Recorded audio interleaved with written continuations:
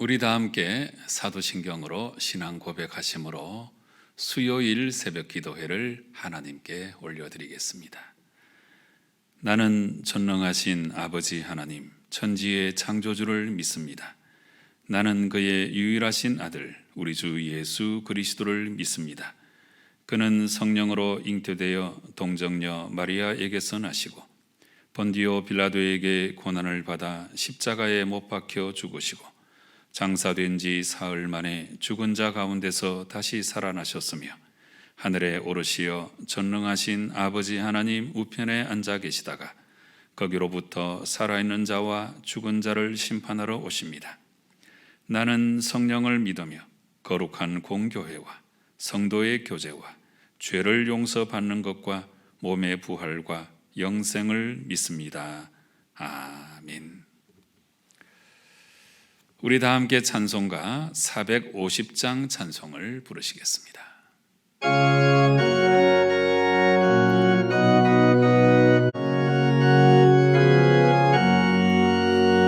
내 평생 소원 이것뿐 주의 일 하다가 이 세상 이별하는 날 주 앞에 가리라. 꿈같이 헛된 세상 일 취할 건 무엇냐. 이 수고함만 하여도 헛된 것뿐일세. 불같은 시험 많으나 겁내지 맙시다. 구주의 권능 크시니 이기고 남겠네.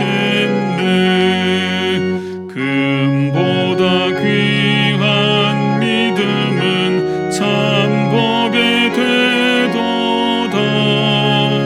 이 진리 믿는 사람들 다 복을 받겠네.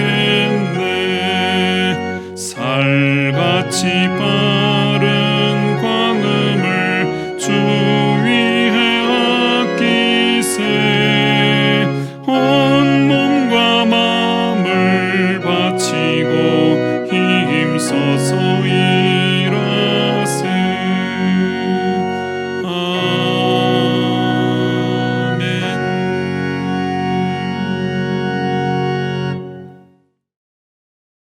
오늘 우리에게 주시는 하나님 말씀은 마태복음 5장 1절부터 16절까지의 말씀입니다. 각 처소에서 함께 읽으시기 바랍니다.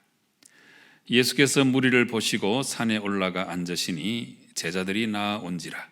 입을 열어 가르쳐 이르시되 심령이 가난한 자는 복이 있나니 천국이 그들의 것임이요.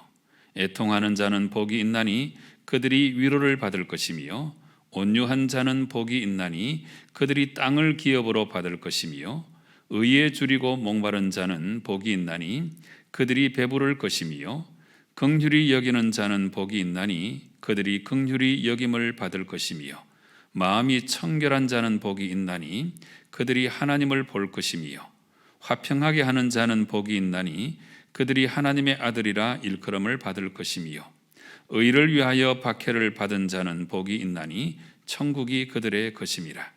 나로 말미암아 너희를 욕하고 박해하고 거짓으로 너희를 거슬러 모든 악한 말을 할 때에는 너희에게 복이 있나니 기뻐하고 즐거워하라. 하늘에서 너희의 상이 큼이라. 너희 전에 있던 선지자들도 이같이 박해하였느니라. 너희는 세상의 소금이니 소금이 만일 그 맛을 잃으면 무엇으로 짜게 하리요. 후에는 아무 쓸데없어 다만 밖에 버려져 사람에게 밟힐 뿐이니라. 너희는 세상의 빛이라. 산 위에 있는 동네가 숨겨지지 못할 것이요 사람이 등불을 켜서 말 아래에 두지 아니하고 등경 위에 두나니 이러므로 집안 모든 사람에게 비치느니라.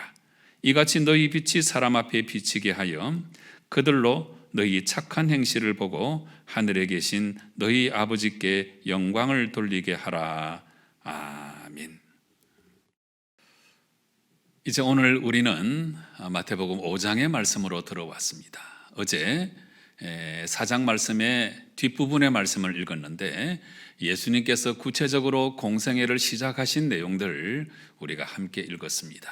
그리고 맨 마지막의 말씀이 예수님의 공생애 3대 사역이 첫째는 가르치시는 사역이고 둘째는 복음을 전파하시는 사역이고 세 번째는 연약하고 병든 것을 고쳐주시는 사역이었다. 이렇게 말씀을 정리를 했지요.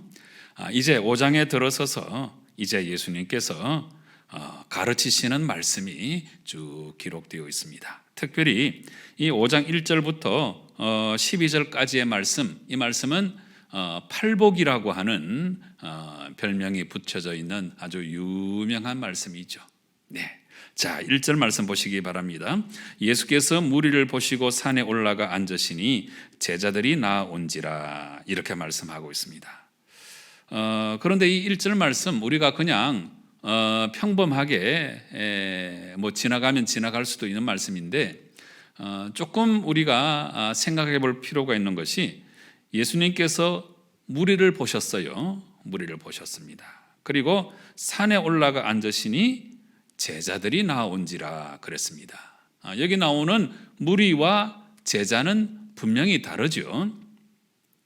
그래서 이 성경 말씀, 특별히 사복음서 말씀을 읽어 나갈 때 이 무리는 그저 기적을 바라면서 자기 필요 때문에 예수님께 나오는 사람들, 이 사람들이 이제 무리이고요. 그 다음에 제자는 예수님의 부르심을 받고 기꺼이 그 대가를 지불하면서 예수님을 따르기로 결정한 사람들, 이 사람들이 바로 제자입니다. 네, 그래서 무리를 보시고 산에 올라가셨는데 제자들이 나왔습니다. 그래서 이 팔복의 말씀은 제자들에게 주시는 말씀이라 그렇게 우리가 1차적으로 이해를 할 수 있는 것입니다. 그리고 나서 예수님께서 이제 진짜 복이 있는 사람이 누구냐, 이 팔복을 가르치시는데 여러분 입을 열어서 팔복을 말씀하시는 그 첫 번째 말씀이 심령이 가난한 자는 복이 있나니 천국이 그들의 것임이요 이렇게 말씀하고 있습니다.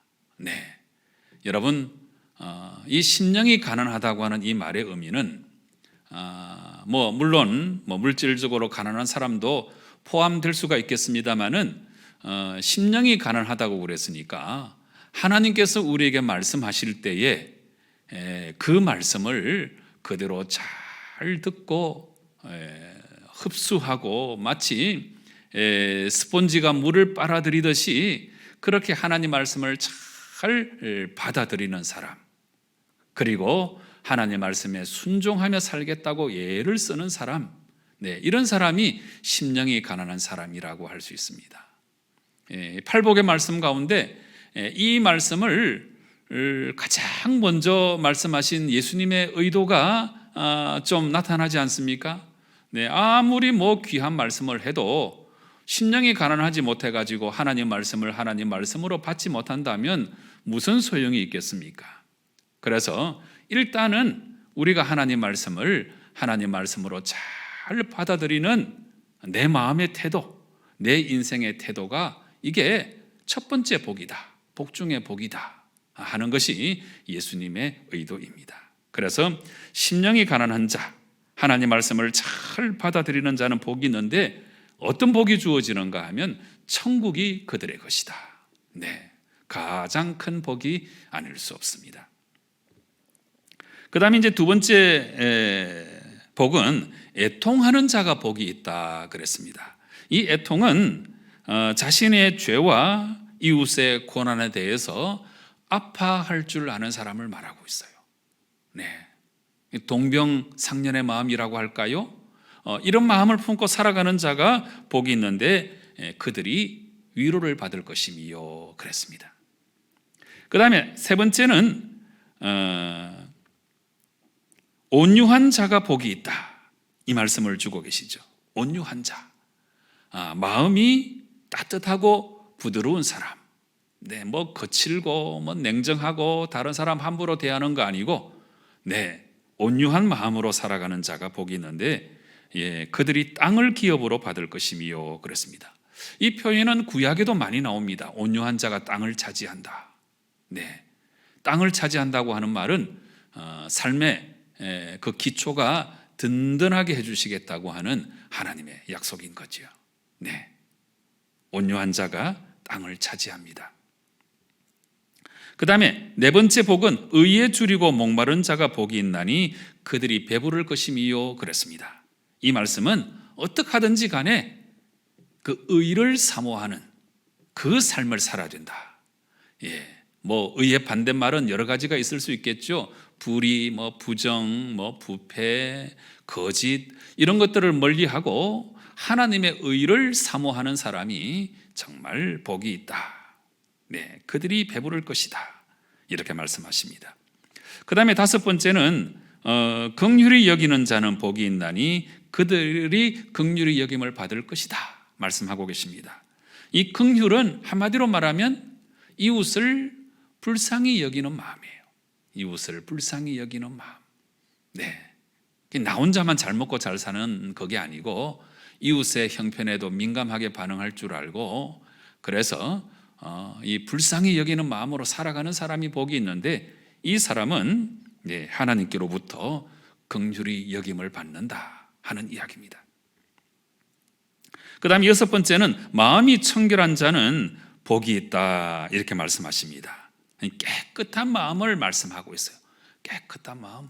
이 마음이 너무 복잡하고 온갖 잘못된 것으로 가득 차 있는 그런 마음이 아니고 마음이 단순하고 깨끗하고 이런 사람이 하나님을 본다는 거예요.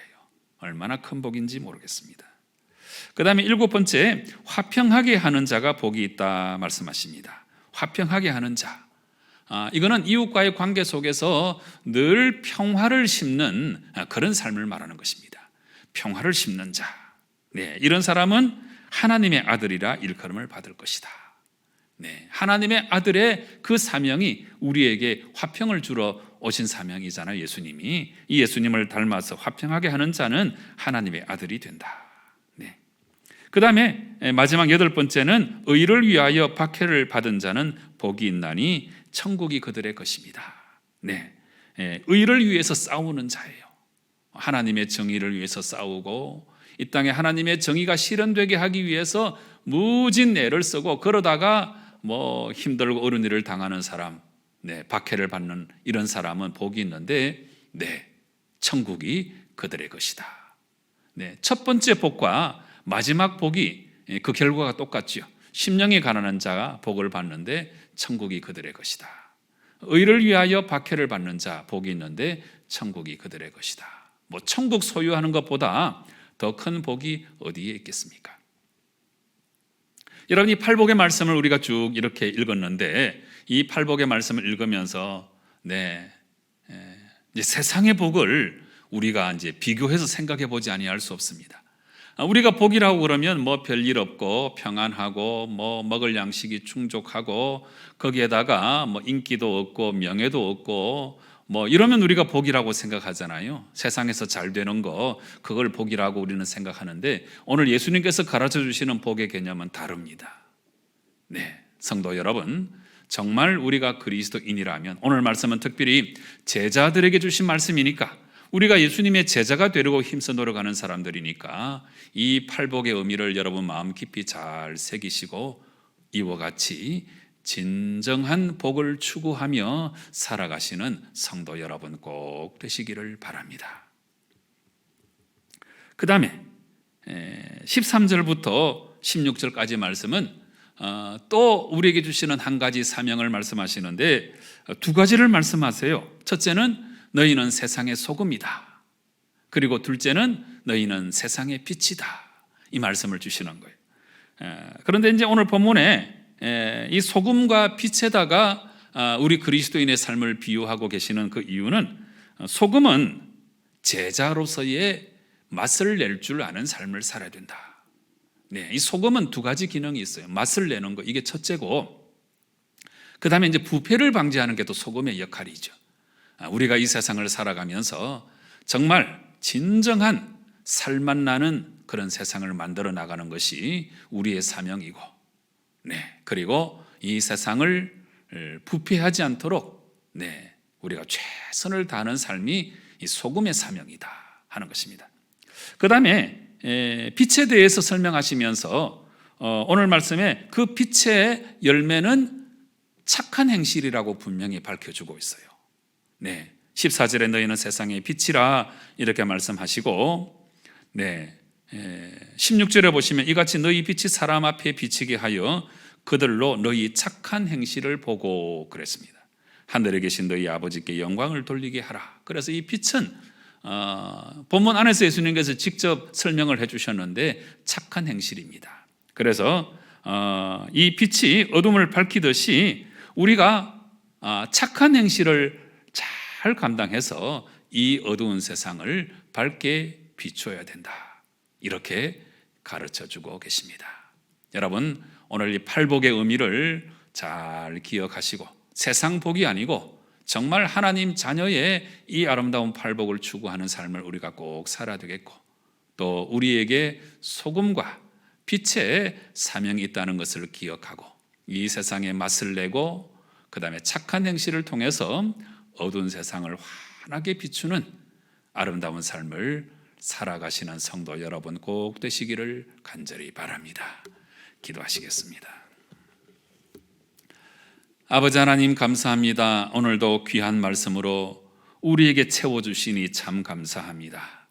우리가 세상의 복만을 추구하는 어리석은 영혼들 되지 않도록 도와주시고 정말 예수님께서 알려주신 팔복의 의미를 우리 마음 깊이 새기고 이 아름다운 복을 추구하며 살아가는 저희들 되게 역사하여 주시옵소서.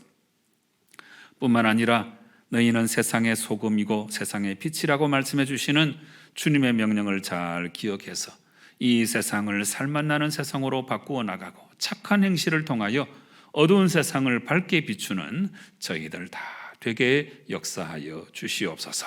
예수님의 이름으로 기도드리옵나이다. 아멘. 하늘에 계신 우리 아버지, 아버지의 이름을 거룩하게 하시며 아버지의 나라가 오게 하시며 아버지의 뜻이 하늘에서와 같이 땅에서도 이루어지게 하소서. 오늘 우리에게 일용할 양식을 주시고 우리가 우리에게 잘못한 사람을 용서하여 준 것 같이 우리 죄를 용서하여 주시고 우리를 시험에 빠지지 않게 하시고 악에서 구하소서. 나라와 권능과 영광이 영원히 아버지의 것입니다. 아멘. 여러분, 우리는 세상의 복만을 추구하는 사람이 되지 아니하고 주님께서 가르쳐 주신 아름다운 복을 추구하는 사람이 꼭 되어야 합니다. 또 우리는 세상의 소금이고 세상의 빛입니다. 이 아름다운 사명을 잘 감당하는 나의 모습이 되게 달라고 간절한 마음으로 기도하시기 바랍니다. 오늘은 수요일입니다. 전도와 선교 사역 위해서 간절한 마음으로 기도하시고 특별히 우리 선교사님들 위해서 기도 많이 해주시기 바랍니다.